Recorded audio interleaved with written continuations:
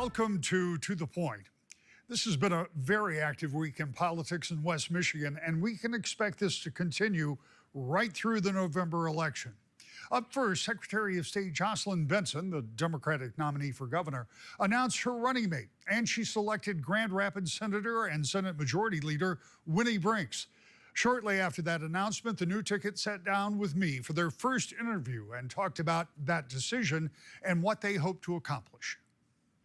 Secretary Benson and Senator Brinks, congratulations on being picked to be on the ticket, and thank you for being here to sit down with us for your first interview as a ticket, which seems appropriate because you picked somebody from West Michigan. Talk to me about that process. Obviously, if you look at the ticket, you got a lot of geography with a couple from Detroit, Ann Arbor, and now from West Michigan. Yeah, which was important to me. As a statewide leader, I know how important it is to ensure we show up for every community in this state. And I think what this team also represents is competence, competent leadership that are serious about governing. We know that the problems facing Michigan are serious. We need to drive down costs and grow our economy. And so it was really important to me to find a running mate that brings new perspectives to the table, as someone who is steeped in the needs of West Michigan, as Senator Brinks clearly does, but also someone who has a lifetime of service and delivering results through competent, solution-oriented leadership that reflects the same type of leadership I want to bring as governor to Michigan.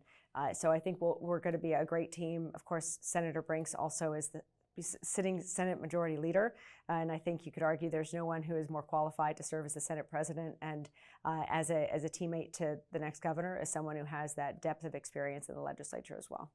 Senator, you have a book to write at some point from that moment when I first met you standing on Calder Plaza, where you were going to this Herculean task of a very strange House race. We won't dissect all of that right now. To making history as the first woman that is the Senate Majority Leader and the first Democrat in 40 years. That's pretty remarkable. And now here you are, 70-some days until an election that could put you in the Lieutenant Governor's office. Did you ever think that this was the path you were on? No, actually, I think it was a surprise to a lot of folks in my life that I ran for office in 2012, including me. So here we are, 14 years later, and looking at an opportunity to continue my public service to the state from a slightly different angle, but dealing with all of the same issues as Jocelyn was mentioning, housing and cost of healthcare and education. I don't want to be done working on all of those things. A lot of those problems that we have been attempting to solve through legislative action and with this current governor are problems that don't get solved overnight. So there's still so much more to do, and I got a lot of gas in the tank, and I'm excited to take on this next job and see what we can do. There's some very logical reasons that you would have selected the senator, but what was your process going through this? Because obviously, that's one of the first big decisions you're making towards this campaign. I talked to everyone. I talked to current and former governors. I've talked to the majority of living former governors on both sides of the aisle, lieutenant governors, past and present as well. And I have a number of coalitions in the state. We just launched Black Voters for Benson yesterday in Detroit to a great event. So really weighing in with the Detroit mayor, Mayor Sheffield, and a number of folks and faith leaders in our community. We had a very robust, comprehensive process, because I also see this not necessarily as my pick, but our pick. We're building a team, a coalition of leaders.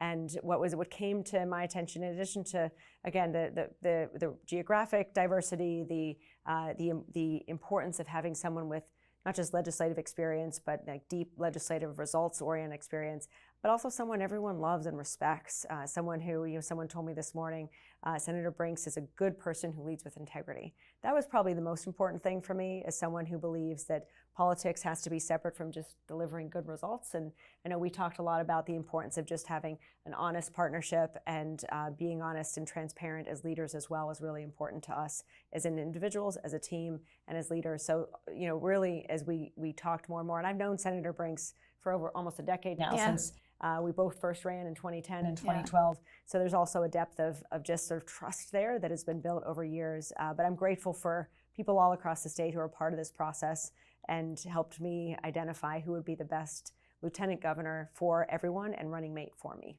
As a Senate Majority Leader, you know what it's like to deal with the governor's office. If you win this race, you're going to flip the Sure. script a little bit, and you're going to be the one as the liaison Yeah. back to the legislature. How comfortable are you with that role, having been on the other side for so long? You know, I think I have a depth of understanding and empathy that I can bring to the table about how hard it can be to get something through the legislature. So I can bring that to our strategy as we talk about how to get big things done. I think I also have a unique perspective on how to come together around a common agenda. Particularly if we do as well as I think that we will this fall and we end up with another trifecta. I've got all those lessons that we learned from that first trifecta that ended 2 years ago, but it was our first one in 40 years, right? So we have so much left that we didn't get to, so many things that weren't quite right, that didn't come together. So I'm really ready for Trifecta 2.0, and I think things look really great for that to happen. And I can bring all kinds of insights to that situation as well. There's always that possibility. There's also the possibility you go back with divided government that we've Yeah. seen for the past 2 years. No matter that, what is the first thing you're going to try to task the Senate Majority Leader, Lieutenant Governor, if you all are successful, to start getting done soon after you thaw out after January 1st? Because that will be the coldest day in history, Better because part it of some always is. inaugurations. It's always cold. But you know, one of the things that Senator Brinks has really a track record of is not just getting things done, not just bringing people together, not just working across the aisle, because we both had some experience in getting things done in a divided government during our time. But I've said this frequently to her throughout the year. She's also always been the adult in the room. She's the one that recognizes the importance of coming together either within our own party or across the aisle and just getting things done, not allowing political games to stand in the way of progress, which is really important to me. As I said today at our announcement, I've got a bold agenda and vision for the future of Michigan. I want our public schools to be among the best in the nation. I want to grow our economy, diversify job opportunities in the state, drive down costs, ensure healthcare is affordable for all. Those are big transformational goals that I'm no stranger to. I've done a lot of that stuff as Secretary of State, but I needed a governing partner who would join me in that bold vision and ensure we were bringing every perspective to the table as well in getting things done and moving things forward. And you know, grateful for Senator Brinks' ongoing commitment to bringing people together across the aisle as well towards our common agenda of just making sure Michigan is the best place in the nation to call home. Obviously, we're here to talk about the ticket, and we're here to talk about today's announcement, but you mentioned making education better, and that Yeah. is something that touches virtually everybody in this state. Yeah. Let's just talk for a moment about what you would like to try to do, because we have seen reading scores and math scores Yeah. fall far short of what we would, as I would, of a parent of kids in public schools. What do we do? The goal is to make sure every kid is ready to be career or college ready and prepared on day one of their first day after graduation. So we need to reform and create a robust curriculum plan for the state. It includes ensuring reading curriculum is implemented across the state, but also ensuring that we're developing critical thinking skills in our young people and giving people experiential opportunities to learn and grow early on. Our education plan involves all of that to develop a Michigan education guarantee so that when you graduate from a K through 12 public school, you are career or college ready. You have that guarantee with your degree. But in addition to that, and I know you know this as a spouse of an educator, I'm the daughter of 2 public school teachers, we have to treat our educators better. We have to ensure we pay them better. My plan calls for a minimum pay of $60,000 starting, with more commensurate with experience. And we have to provide wraparound services for our educators so that they're able to implement the curriculum needs and prepare our young people. That also involves investing in early childhood care. It's one of the reasons why we're here at Baxter today to actually explore how in Grand Rapids we can support service providers in expanding quality childcare, pre-K services, and RX Kids, which has been an important funding source for new parents. On top of all that, we need to ensure our funding formula across the board is effective and equitable. Right now, the one-size-fits-all funding formula for our schools is not getting things done. We need to change that and create a weighted, equitable formula that meets the unique needs of every school district so that we can help ensure our kids have the resources they need to learn and our educators have what they need to teach. One of the things that was true until not too long ago was that there was different funding for school districts all over the state. And people said that was inequitable too. I know you were part of the program that got that equalized. So now would you be looking at schools case by case to see which schools have more pressure on those services? I think what we've been working toward, certainly in the legislature from Democrats, and this budget actually reflects a move, a substantial move in that direction, is building in equity based on the needs of students. We've got a lot of data. We, commissioned a study when in my early time in the legislature. Under Republican-led legislature, in fact, we were able to get a study done and, a school funding adequacy study, and that talked about all of the things that are challenges for kids that prevent them from really being able to get the most out of school, and the challenges for schools in serving those kids really well. Because most teachers and administrators understand that some kids really just need a lot more services, they need a little extra help, they maybe need some resources or time. And this year in the budget that just passed and that you'll see headed, those dollars into school as our kids go back to school this week, has equity built in based on factors like special education needs, transportation needs, English language learners, poverty. So we have started down that track. But those are the kinds of things that take time to really show results. So we need to have a sustained effort and commitment to that kind of equity. And I'll mention, we're also looking to what other states are doing in terms of funding models that are working. There's a reason why there's so many other states that are ahead of us in public education, looking to them to identify in Maryland and elsewhere, for example, what they've done right and what we can bring here to Michigan. It's one of the ways I was able to reform our election system and improve our Secretary of State office, look at data-driven best practices from around the country and bring them here. So as we make these changes, we know they've been proven to work elsewhere and can ensure that we're moving the needle. The other thing we both bring is a sense of urgency. We're moms, we're parents, we're connected to, married to, daughters of teachers. We understand that every day we're not making these changes is a day lost that we won't get back. So be moving carefully, deliberately, but also with a sense of urgency is what you'll see from us as we work to build on what things are working, reform what's not, and just above all, improve educational outcomes for all of our kids. Madam Secretary, thank you. Senator, congratulations and thank you. And appreciate you taking time doing this. Thanks for Always having a us. pleasure. When we come back, the U.S. Speaker of the House was in West Michigan this week, and we'll have our exclusive interview next. To the Point. Welcome back to the Point. Louisiana Congressman Mike Johnson is the Speaker of the U.S. House of Representatives. As such, he's third in line of succession for the presidency, and he sets the agenda for the House on a daily basis. He spent part of this week in Michigan campaigning for GOP House members in a bid to keep the majority in the lower chamber. We talked with him during a stop in Kentwood. Mr. Speaker, thank you for doing this. I want to get your take on just how important you view this election cycle. I know how busy you've been just today, but for you, what's riding on this election? Well, everything's riding on this election. It's a midterm unlike any other, and I've been making this case around the country. I'm in the middle of a 30-day nonstop campaign tour through 34 districts in 18 states. I spent a lot of time in Michigan because this state is so important. But truly, this is a midterm unlike any other, and primarily because we have such a stark contrast between these two parties right now. As everyone has seen, the insurgent left, the Marxists, the communists are trying to take over the Democrat Party. They're having really remarkable success around the country, and that is a great concern to us. It is critically important that common sense prevail in this election, and that's why we believe and hope that Republicans will maintain our control of the House so we can keep these reforms going. I want to ask you both this. When you're out there and you're talking to people, the number one issue you have to hear about is affordability. So how do you deal with people who say you've been in control and the affordability is still an issue?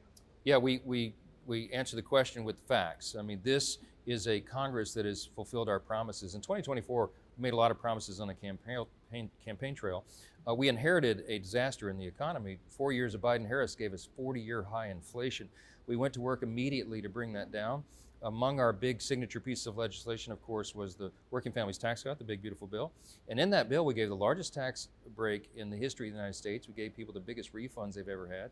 The average Michigander has more than $3,100 in their pocket right now that they did not have to send to Washington because we cut their taxes.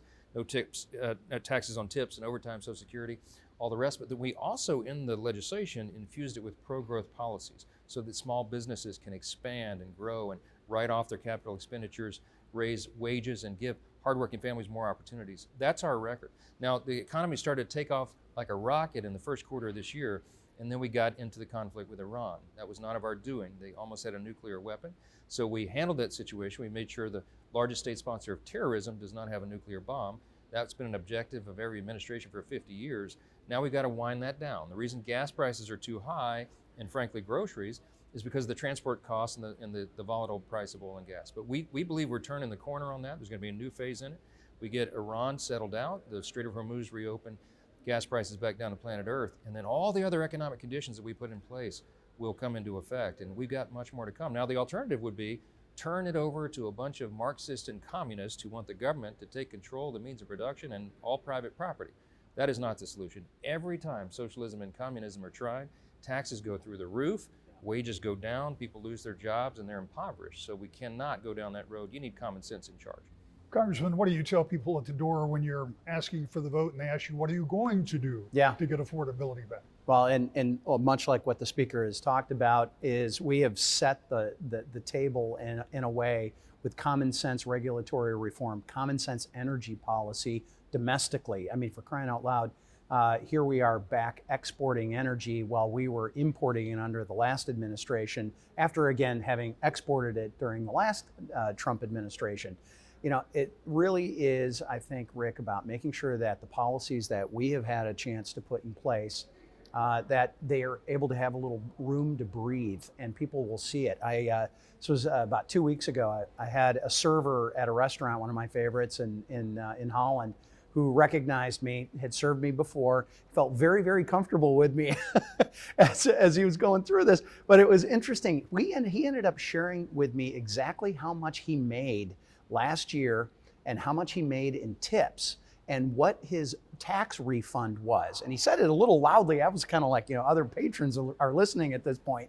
But the amount of money that this guy put back into his pocket, he was thankful. And I know others who are in that overtime situation, right? Where anyone who's in seasonal work, like my family is, we've got employees that are taking home money. They're working 50-hour weeks. They're taking home a lot of extra money on that 10-hour time and a half per week that isn't getting taxed.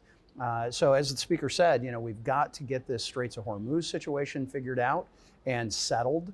I think the president has been trying to do that as well. But the economists talk about the downward drift of pricing.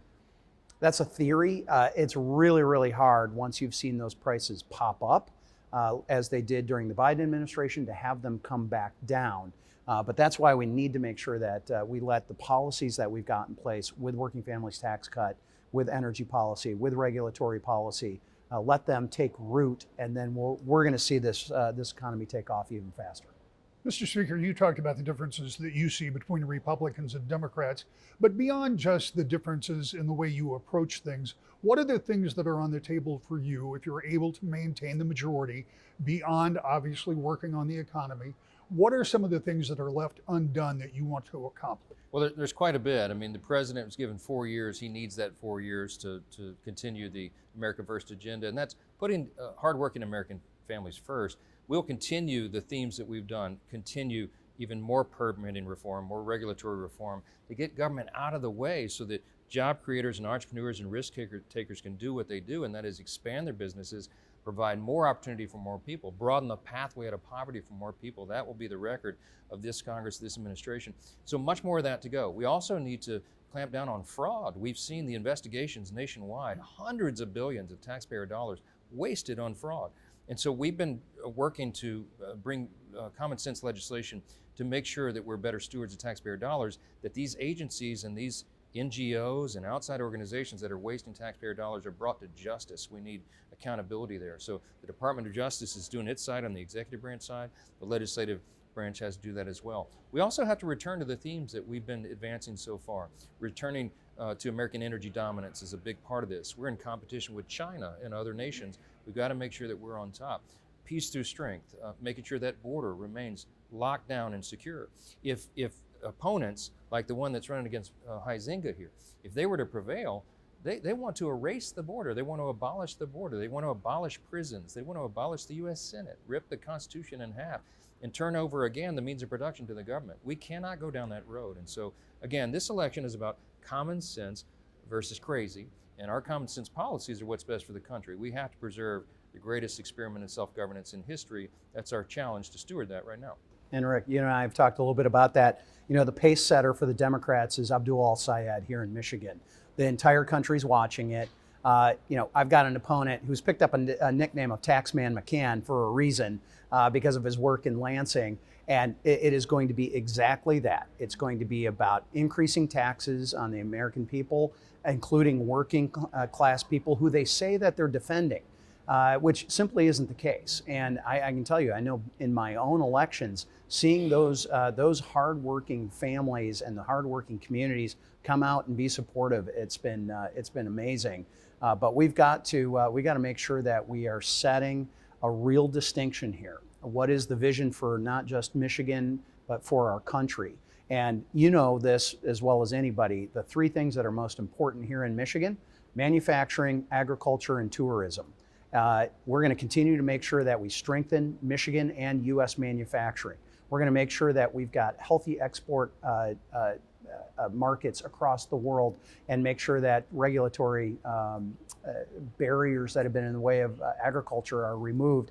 And that's one of the reasons why me, as the co-chair of the Great Lakes Task Force, making sure that both the economy and the ecology of the Great Lakes is supported and bolstered. And so that's some of my agenda that I know fits into the agenda of the greater Republicans in Washington. It does. I wanted to add, I was on the phone with the president a few hours ago. He's working on a new trade agreement with Canada to reduce the tariffs that they have on U.S. exports into Canada. That's a big thing in a state like Michigan, as we know. So you have the administration, the legislative branch working in tandem, trying to make sure that we continue to make better conditions for hardworking families. Got about 45 seconds left. Away from the elections, there's something else you've got to get done, and that's a budget.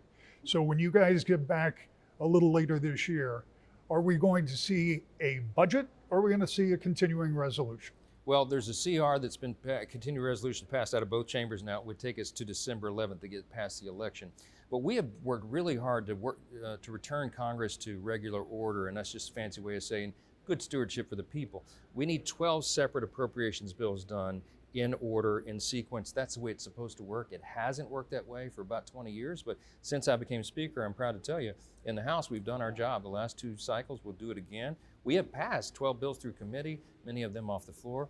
We need our partners in the Senate to do the same. I do believe that right after the election, when we're in the lame duck session of this Congress, I think we'll be able to move all 12 and get it done.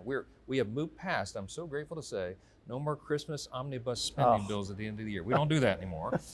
This Congress is doing its work, and the House will continue to lead. And at the end of the day, that doesn't do anything for the American people doing government that way. You know, the appropriations process is like weeding the garden, going through, making sure that we are doing more of what's working. Let's get rid of the stuff that isn't working. And for those things that we need to maybe add a little fertilizer to, we need to add a little water to, let's do that, nurture it along, and make sure that it works for the American people. When you're weeding the garden, you need experienced hands like Bill Huizenga, because he's been doing this a while, and he's one of the people in the room that can get things done when the politics are tight and everything's divided. Bill's a guy who comes in like a grown-up in the room and helps us deliver the product. He represents Michigan very, very well. I'm grateful he's here for the 4th District. He's going to get reelected. We're excited about that. The Speaker was here to support the candidacy of Congressman Bill Huizenga. Democratic challenger State Senator Sean McCann will be one of my guests next week. To the point. We're out of time for this week. We'll see you next weekend. To the point.